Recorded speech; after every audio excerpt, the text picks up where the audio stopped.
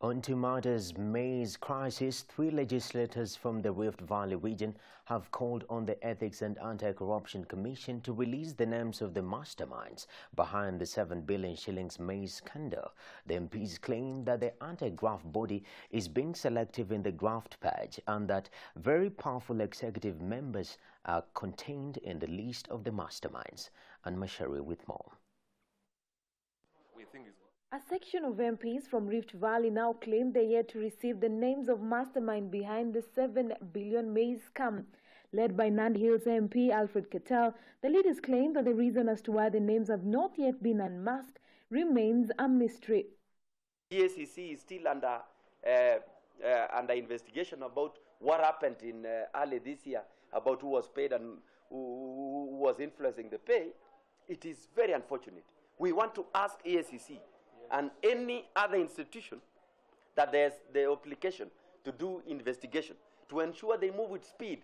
We need to know who are these people making calls, who are the big fish, who are controlling the National Cereals Produce Board to be supplied maize from outside instead of getting maize from farmers, and why were they paid on time at the expense of farmers. I would also want to know what anti-corruption is doing, because we are not seeing a report. They had said within 21 days they will be coming out with a report, or within a very short time, on the issues of maize again, because you remember very well that National Cereals and Produce Board CEO resigned on Sunday, and up to now, because we've seen all the other CEOs who had issues that they've been arraigned in court, but we've not seen anything on maize. So we want to know, and we want to know the culprits, because you saw the other time, they said that there are some people who are bringing maize on behalf of farmers, or instead of farmers benefiting, there are a few people who are benefiting. We want to see action that has been taken so that Kenyans can see that the country is moving in the right direction. We want to support the president on issues of corruption and impunity. So we want that to be taken very seriously so that we can move forward. The maize brought into the country from Uganda and delivered to 6 National Cereals and Produce Board depots in Western Kenya, but cartels who received 2 billion shillings at the expense of genuine farmers. The leaders from Rift Valley region also criticized the government for increasing the price of fertilizers. Ministry by Wamalwa, and we are very, very, very grateful. On that note, we only want them to consider not disturbing the farmers or frustrating the farmers again by vetting them afresh. So we think the small-scale farmers should be paid first, and we think they should not be subjected to another vetting, since they had already gone through a vetting, and I don't want them to be frustrated because they've been waiting for over almost a year now. So I think that they should. We're happy that they've been paid, but they should not frustrate them to go for again vetting afresh. Of course, by now they are aware that they have the real farmers or the genuine farmers. They should be able to just come out and say, these are the genuine farmers, and these ones are the ones who are either the traders or the people who they've been looking for, and they separate them from the farmers so that they can agree on how they're going to handle that, but the farmers should not be frustrated.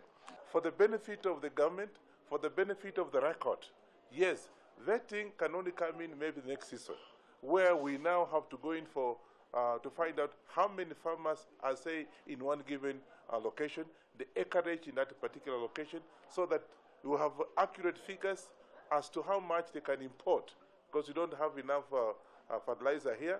We still to be able to know how much we are to import, because then we have had the question of if Cyrus is actually asking for the fertilizer, we should be able to know how much acreage Cyrus has got.